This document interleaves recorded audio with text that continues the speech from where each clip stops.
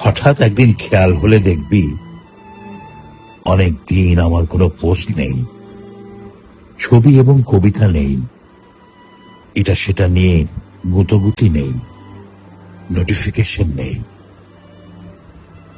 একদিন স্ক্রল করতে করতে দেখবি যোগাযোগের সবগুলো ইনবক্সে আমার শেষ টেক্সটের বয়স নিদেন পক্ষে 6 মাস হবে।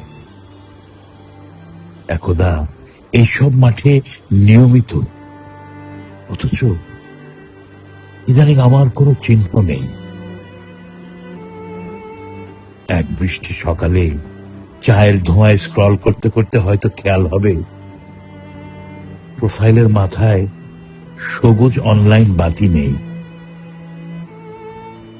সেদিন হয়তো কৌতূহল বসে ক্যাজুয়ালি টেক্সট পাঠাবি, কল করবি আমার নম্বরে।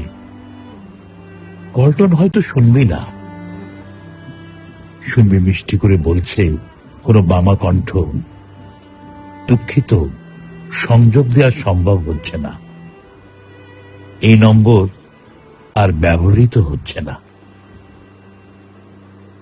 ধর যদি বাজেই, কেউ যদি এই পাশে হ্যালো বলেই, আমাকে চাইলে যদি কারো বিস্মিত ক্ষীণ কণ্ঠ শুনিস, কেন আপনি জানেন না উনি তো,